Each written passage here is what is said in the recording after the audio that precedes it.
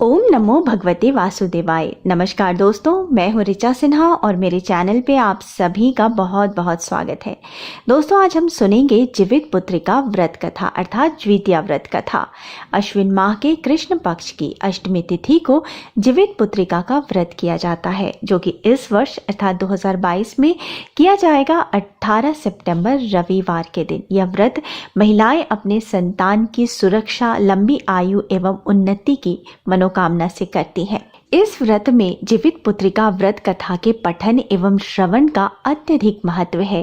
सारे दिन निर्जला व्रत करने के पश्चात शाम के समय प्रदोष काल में महिलाएं विधिवत भगवान जम्मूतवाहन एवं चील सियारिन की पूजा अर्चना करती हैं और उसके बाद जीवित पुत्रिका व्रत कथा का पठन या श्रवण करती हैं। तो आइए सुनते हैं जीवित पुत्रिका व्रत कथा। भगवान जम्मूतवाहन का ध्यान करते हुए उनसे अपने संतान की मंगल कामना की प्रार्थना करते हुए भक्ति पूर्वक कथा का श्रवण करें। जीवित पुत्रिका व्रत कथा जम्मूतवाहन से जुड़ी है। गंधर्वों के राजकुमार का नाम जम्मूतवाहन था। वे बड़े उदार और परोपकारी थे। जम्मूतवाहन के पिता ने वृद्धा अवस्था में वानप्रस्थ आश्रम में जाते समय उनको सिंहासन पर बिठाया, किंतु उनका मन राजपाट में नहीं लगता था। वे राज्य का भार अपने भाइयों पर छोड़कर स्वयं वन में पिता की सेवा करने चले गए। वहीं पर उनका मलयवती नामक राजकन्या से विवाह हो गया। एक दिन जब वन में भ्रमण करते हुए जम्मूतवाहन काफी आगे चले गए, तब उन्हें एक वृद्धा विलाप करते हुए दिखी। उनके पूछने पर वृद्धा ने रोते हुए बताया, मैं नागवंशी स्त्री हूँ और मुझे एक ही पुत्र है। पक्षीराज गरुड़ के समक्ष नागों ने उन्हें प्रतिदिन भक्षण हेतु एक नाग सौंपने की प्रतिज्ञा की हुई है। आज मेरे पुत्र शंखचूर्ण की बलि का दिन है। जम्मूतवाहन ने वृद्धा को आश्वस्त करते हुए कहा, डरो मत, मैं तुम्हारे पुत्र के प्राणों की रक्षा करूंगा। आज उसके बजाय मैं स्वयं अपने आप को लाल कपड़े में ढककर वध्यशिला पर लेटूंगा। इतना कहकर जम्मूतवाहन ने शंखचूर्ण के हाथ से लाल कपड़ा ले लिया और वे उसे लपेटकर गरुड़ को बलि देने के लिए चुनी गई वध्यशिला पर लेट गए। नियत समय पर गरुड़ बड़े वेग से आए और वे लाल कपड़े में ढके जम्मूतवाहन को पंजे में दबोचकर पहाड़ के शिखर पर जाकर बैठ गए। अपने चंगुल में गिरफ्तार प्राणी की आंख में आंसू और मुंह से आह निकलता न देखकर गरुड़ जी बड़े आश्चर्य में पड़ गए। उन्होंने जम्मूतवाहन से उसका परिचय पूछा। जम्मूतवाहन ने सारा किस्सा कह सुनाया। गरुड़ जी ने उसकी बहादुरी और दूसरों के प्राण की रक्षा करने में स्वयं का बलिदान देने की हिम्मत से बहुत प्रभावित हुए। प्रसन्न होकर गरुड़ जी ने उनको जीवन दान दे दिया तथा नागों की बलि न लेने का वरदान भी दे दिया। इस प्रकार जम्मूतवाहन के अदम्य साहस से नाग जाति की रक्षा हुई और तब से पुत्र की रक्षा हेतु जम्मूतवाहन की पूजा की प्रथा चली आ रही है। सभी जन मिलके बोलो, भगवान जम्मूतवाहन की जय, पक्षीराज गरुड़ की जय। ओम नमो भगवते वासुदेवाय। दोस्तों, जीवित पुत्रिका व्रत की दूसरी कथा के अनुसार इसका संबंध महाभारत काल के युद्ध से भी मिलता है। जब महाभारत का युद्ध हुआ तो द्रोणाचार्य का वध करने के लिए पांडवों ने अश्वत्थामा नाम का हाथी मारा और अफवाह फैला दी कि अश्वत्थामा जो द्रोणाचार्य का पुत्र था वो मारा गया। चारों तरफ यह खबर फैली। इस खबर को सुनकर अश्वत्थामा के पिता द्रोणाचार्य ने शोक में अपने अस्त्र डाल दिए। तब द्रौपदी के भाई धृष्टद्युम्न ने उनका वध कर दिया। इसके कारण प्रतिशोध के लिए अश्वत्थामा ने रात्रि के अंधेरे में पांडव समझकर उनके 5 पुत्रों की हत्या कर दी। इसके कारण पांडवों को अत्यधिक क्रोध आ गया। तब भगवान श्री कृष्ण ने अश्वत्थामा से उसकी मणि छीन ली, जिसके बाद अश्वत्थामा पांडवों से क्रोधित हो गया और उत्तरा के गर्भ में पल रहे बच्चे को भी जान से मारने के लिए उसने ब्रह्मास्त्र का प्रयोग किया। भगवान श्री कृष्ण इस बात से भली भांति परिचित थे कि ब्रह्मास्त्र को रोक पाना असंभव है।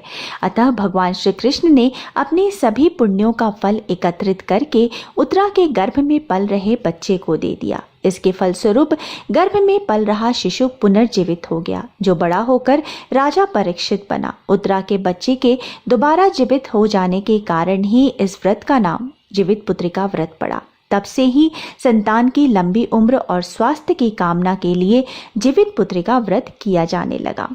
सभी जन मिलके बोलो भगवान श्री कृष्ण की जय। कथा सुनने वाले, कथा कहने वाले और जयकारा लगाने वाले सभी का भगवान श्री कृष्ण कल्याण करें। दोस्तों, जीवित पुत्रिका व्रत से एक और कथा संबंधित है, जो कि है चील और सियारिन की कथा। इस कथा के अनुसार नर्मदा नदी के पास कंचनवटी नामक एक नगर था। उस नगर के राजा का नाम था मलयकेतु। नर्मदा नदी के पश्चिम में बालूहटा नाम की मरुस्थली थी, जिसमें एक विशाल पाकड़ के पेड़ पर एक चील रहती थी।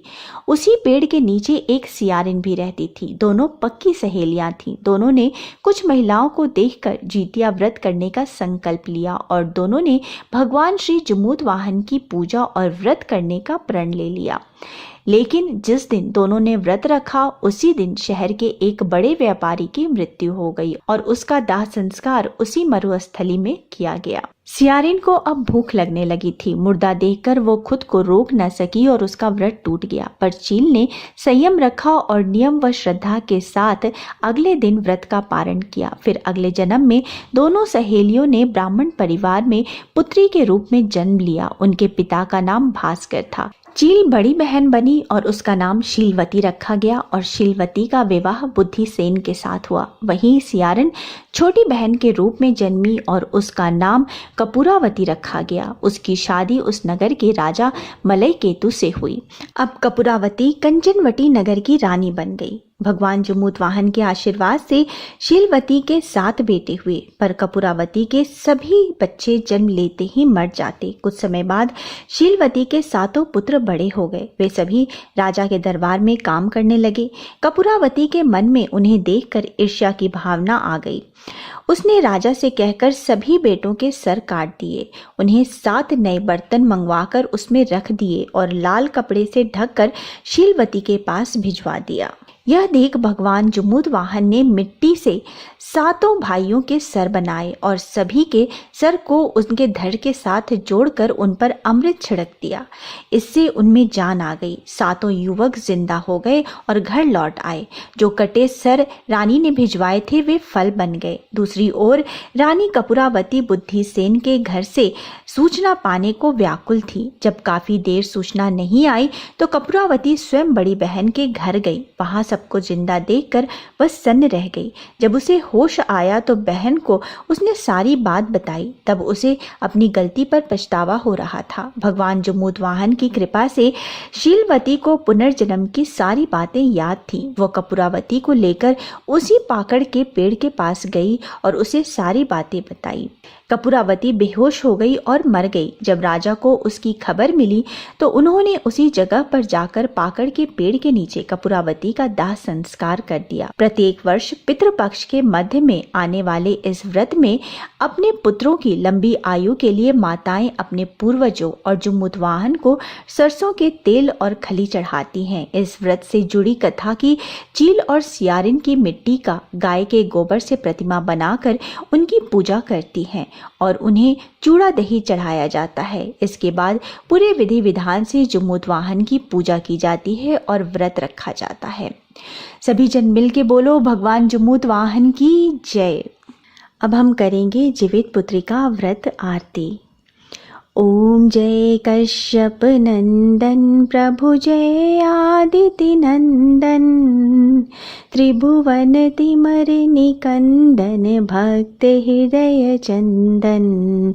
ओम जय कश्यप नंदन सप्त अश्वराजित एक चक्रधारी दुखहारी सुखकारी मानस मलहारी। ओम जय कश्यप नंदन सुर मुनि भूसुर वंदित विमल विभवशाली अगदल दलन दिवाकर दिव्य किरण माली। ओम जय कश्यप नंदन सकल सुकर्म प्रसविता सविता शुभकारी विश्व विलोचन मोचन भव बंधन भारी। ओम जय कश्यप नंदन कमल समूह विकासक नाशक त्रयतापा सेवत सहज हरत अति मन सिज संतापा। ओम जय कश्यप नंदन नेत्र व्याधि हर सुरवर भूपीड़ा भारी वृष्टि विमोचन संतत परहित व्रत धारी। ओम जय कश्यप नंदन सूर्य देव करुणा कर अब करुणा कीजिए हर अज्ञान मोह सब तत्व ज्ञान दीजिए। ओम जय कश्यप नंदन ओम जय आदिति नंदन। कर्पूरगौरं करुणावतारं संसारसारं भुजगेन्द्रहारं सदा वसन्तं हृदयारविन्दे भवं भवानी सहितं नमामि। तमेव माता च पिता तमेव बन्धु च सखा तमेव विद्या द्रविणं तमेव सर्वं मम देवदेव। बोलो भगवान जमूत वाहन की जय, भगवान विष्णु की जय, सभी देवी देवताओं की जय। कथा सुनने वाले, कथा कहने वाले और जयकारा लगाने वाले भगवान सभी का कल्याण करें। ओम नमो भगवते वासुदेवाय।